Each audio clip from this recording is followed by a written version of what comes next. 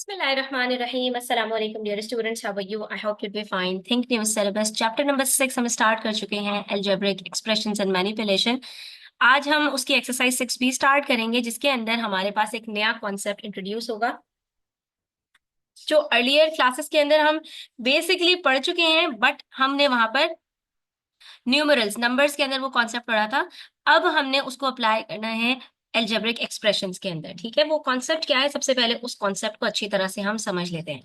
देखो बच्चों, हमारे पास क्या होता था कि अगर हमारे पास एक नंबर है, ब्रैकेट के बाहर लिखा हुआ है, और हमारे पास ब्रैकेट के अंदर दो नंबर्स हैं जो आपस में प्लस हो रहे हैं, तो हम यहाँ पर बॉडमास रूल अप्लाई करते थे, जिसमें वो हमसे कहते थे कि सबसे पहले सॉल्व द ब्रैकेट्स, उसके बाद फिर आपने जो है वो डमास रूल को अप्लाई करना है, division, multiplication, addition, subtraction, whatever you like. ठीक है, sorry, according to the arrangement. ठीक है, तो लेकिन अब यहाँ पर तो हमारे पास ये हम ब्रैकेट को आराम से सॉल्व कर सकते हैं। तो 10+3 अगर मैं यहाँ पर कर दूं तो मैं क्या क्या आंसर आएगा मेरे पास, 13।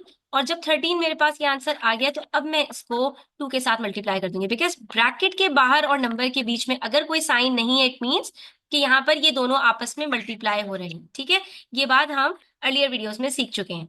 अब हमने क्या करना है, ये ब्रैकेट जब सॉल्व हो जाता है तो 2 को 13 के साथ मल्टीप्लाई करूंगी एंड आई गेट 26। ठीक है, बिफोर सॉल्विंग द ब्रैकेट मैं यहाँ पर 2 को 10 के साथ मल्टीप्लाई करके आंसर नहीं लेकर आ सकती, लेकिन यहाँ पर मेरे पास अगर सिचुएशन ऐसी हो कि मैं 10 और 3 को प्लस किए बगैर बाहर लेकर आना चाहूं, तो वहां पर हम एक लॉ अप्लाई करते हैं, इसको कहते हैं डिस्ट्रीब्यूटिव लॉ ऑफ मल्टीप्लीकेशन। ठीक है, ओवर एडिशन एंड सब्ट्रैक्शन। ठीक है, इसके अंदर होता क्या है, इसके अंदर होता ये है कि हमारे पास ये जो नंबर है 2, बेसिकली ये हमारे पास पूरे ब्रैकेट के साथ मल्टीप्लाई हो रहा है, इसीलिए मैं इसको 2 के साथ अकेले 10 से मल्टीप्लाई नहीं कर सकती। हो क्या रहा है मेरे पास, बेसिकली ये 2 मेरे पास 10 के साथ भी मल्टीप्लाई हो रहा है और +3 के साथ भी मल्टीप्लाई हो रहा है। ठीक है, तो अगर मैं इसको स्प्लिट कर दूं तो मेरे पास क्या सिचुएशन होगी, 2 × 10 = 20 प्लस फिर 2 × 3 = 6। अब ये मेरा आंसर ठीक आया, क्योंकि ये 2 10 के साथ भी मल्टीप्लाई हो रहा है और 2 3 के साथ भी मल्टीप्लाई हो रहा है, तो I can distribute this multiplication over this addition. ये जो एडिशन हो रहा है मेरे पास ब्रैकेट के इनसाइड, मैं ब्रैकेट के बाहर वाले नंबर को बारी बारी तमाम टर्म्स के साथ मल्टीप्लाई करके अपने आंसर को लेकर आ सकती हूँ, and you can see the answer would remain same. हमने जो बॉडमास रूल से अप्लाई किया तब भी आंसर 26 आया, और यहाँ पर 26 मेरे पास जब मैंने डिस्ट्रीब्यूटिव लॉ अप्लाई किया तभी मेरे पास 26 आया। अगर मैं यहाँ पर नंबर थोड़ा सा अपना चेंज कर दूं, -3 मल्टीप्लाई बाय 13 -2। ठीक है, अब देखिए क्या होगा, अगर मैं इसको ब्रैकेट को पहले सॉल्व करती हूँ तो I get -3 multiply two 13 - 2 is 11, 3 11s are 33, minus plus minus and the answer is -33। ठीक है, ये बॉडमास रूल से अप्लाई करें तो आंसर आता है।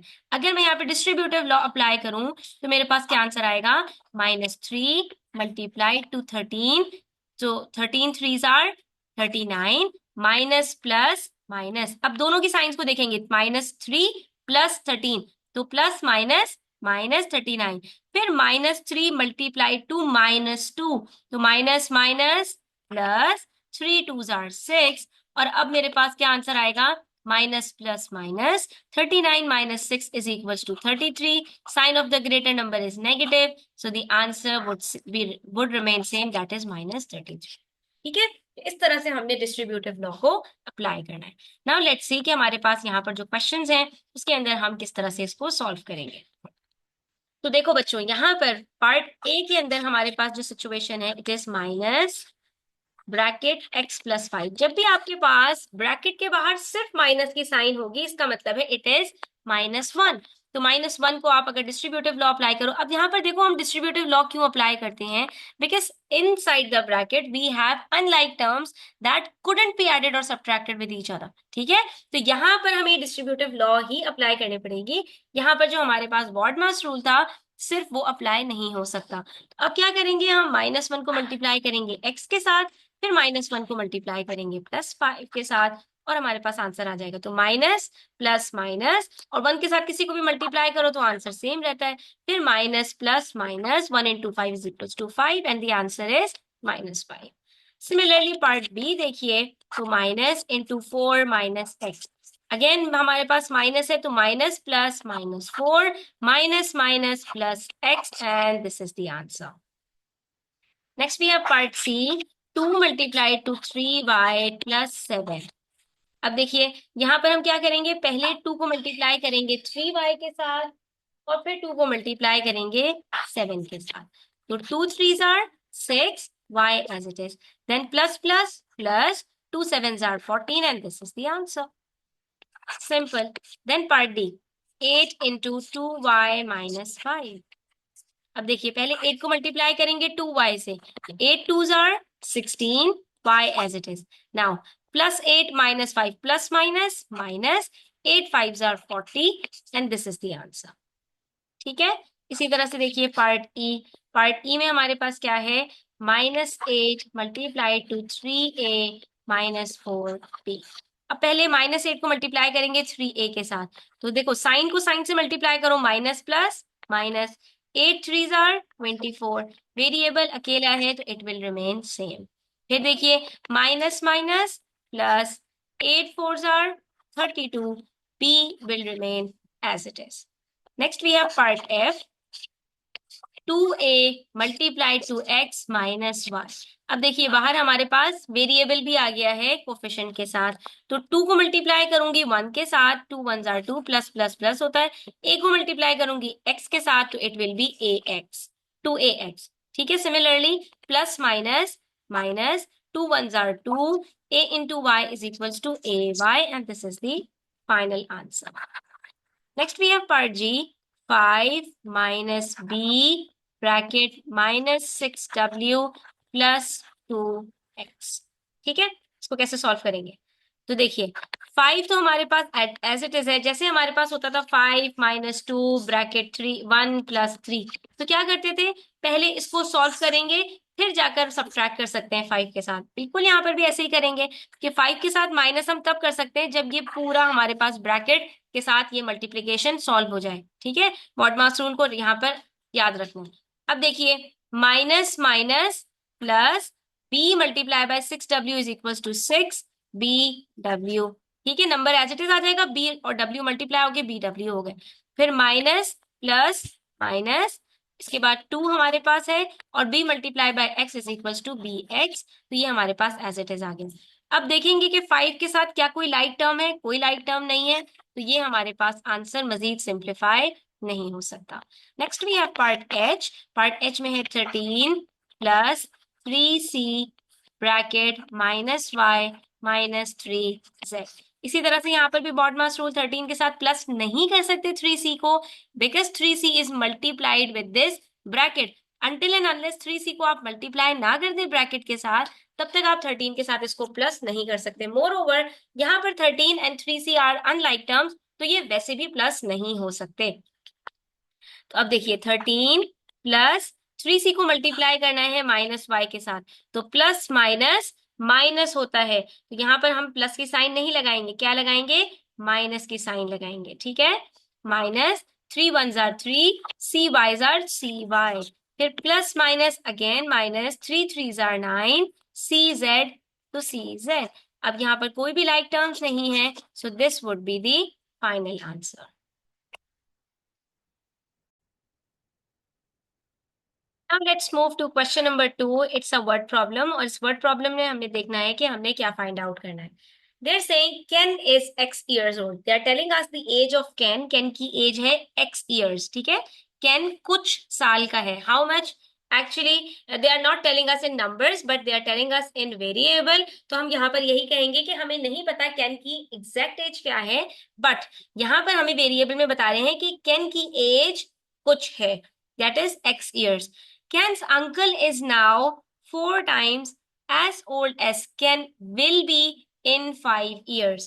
क्या बता रहे हैं हमें, Ken's uncle's age। अब हम इसको पहले ट्रांसलेट करते हैं एक्सप्रेशन के अंदर, तो Ken's uncle age हमें निकालनी है is अभी जो कैन अंकल की एज है अभी वो कितनी है, 4 टाइम्स, 4 टाइम्स मतलब 4 × एज ओल्ड, 4 टाइम्स ऑफ, ठीक है। एज ओल्ड, एज का मतलब 4 times of Ken's age, that is age Ken will be in 5 years। कैन की एज जो 5 साल के बाद होगी, कैन्स के अंकल अभी उसका 4 टाइम्स है। तो कैन्स की एज 5 साल के बाद कितनी होगी, if Ken's age is x years now, अभी अगर वो x years का है तो 5 साल के बाद कैन की एज क्या होगी। लेट्स से अगर कैन की एज अभी 3 years है तो कैन की एज 5 साल के बाद कितनी होगी, आप सिंपली 5 प्लस कर देंगे और आपको पता चल जाएगा कि कैन की एज अभी से 5 साल के बाद 8 साल की होगी।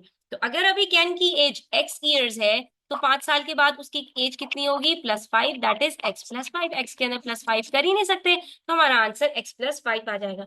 गलती से भी आप इसको 5x ना लिख दीजिएगा, बिकॉज 5x का मतलब है 5 × x which is not equals to 5 + x, ठीक है। इस चीज का आपने ध्यान रखना है। अब हमसे इन्होंने कहा कि कैन के अंकल की जो एज है अभी वो कैन की 5 साल के बाद वाली एज का 4 टाइम्स है। इसको हम पहले यहां पर समझते हैं कि लेट से कैन की एज अभी कितनी है, 8 years, ठीक है। तो कैन 5 साल के बाद कितने साल का होगा, 8 + 5 = 13 years। और कैन के 5 साल की बाद वाली जो एज है उसका अगर हम 4 टाइम्स निकालें तो हमारे पास क्या आएगा, 13 × 4, दैट इज 52 years। इसका मतलब है कैन के अंकल की एज अभी कितनी होगी, 52 years। तो ये स्टेप्स को याद रखिए। पहले हमने क्या किया, कैन की एज के अंदर 5 years के बाद वाली एज के लिए +5 किया, यानी हमने x+5 किया। उसके बाद जो एज आई है उसको मल्टीप्लाई करना है 4 के साथ, तो आपके पास कैन के अंकल की एज अभी की पता चल जाएगी। Find the age of Ken's uncle now. तो कैन के अंकल की अभी एज क्या है इन टर्म्स ऑफ एक्स, आपको ये फाइंड आउट करनी है। तो हमने कहा कैन के अंकल्स की एज जो है वो कैन की एज का 4 टाइम्स है, जो कैन की एज 5 years के बाद होगी, ठीक है। अब इसको हम जरा चेंज करते हैं। तो 4 टाइम्स का मतलब 4 × ऑफ कैन्स एज, कैन की एज कितनी है x आफ्टर 5 years, कैन की एज जो 5 साल के बाद होगी। अब अगर मैं यहाँ पर ये स्टेटमेंट लिख दूं स्टूडेंट्स तो ये मेरी स्टेटमेंट रॉन्ग होगी। क्यों, क्योंकि मैं पहले 4 के साथ x को मल्टीप्लाई करूंगी, मेरा जो आंसर आएगा उसमें मैं +5 करूंगी और मेरा आंसर गलत हो जाएगा। अब यहाँ पर देखिए कि अगर मैं 4 × 8 करती जो कैन की एज अभी है और फिर उसमें +5 करती तो मेरे पास क्या आंसर आता, 4 × 8 = 32 +5 = 37। जबकि कैन के अंकल की एज कितनी है, 52 years। इसका मतलब है मुझे पहले 8 के साथ +5 करना है, यानी मुझे इसको ब्रैकेट में रखना पड़ेगा कि ये 4 मल्टीप्लाई होगा 8 के साथ भी और ये 4 मल्टीप्लाई होगा 5 के साथ भी। आप इसके ऊपर डिस्ट्रीब्यूटिव लॉ अप्लाई कीजिए तो 4 × 8 = 32 +4 × 5 = 20, इन दोनों को प्लस करेंगे तो आंसर आपका बिल्कुल ठीक आएगा, दैट इज 52 years, ठीक है। तो ये छोटी छोटी चीजों का आपने बहुत ज्यादा ध्यान रखना है। तो कैन के अंकल की जो एज है, कैन की एज पहले 5 साल के बाद की हम पहले फाइंड आउट करेंगे, उसके बाद फिर हम यहाँ पर उसको 4 के साथ मल्टीप्लाई कर सकते हैं। तो हम यहाँ पे क्या करेंगे, इसको सिंपली ब्रैकेट में कर देंगे ताकि कोई कंफ्यूजन ना रहे। ये जो 4 टाइम्स है हमारे पास ये अप्लाई होगा x के ऊपर भी और ये मल्टीप्लाई होगा 5 के साथ भी। डिस्ट्रीब्यूटिव लॉ अप्लाई कीजिए, 4 × x = 4x, 4 × 5 = 20, plus plus plus होता है, सो the answer is 4x + 20, that's it, ठीक है।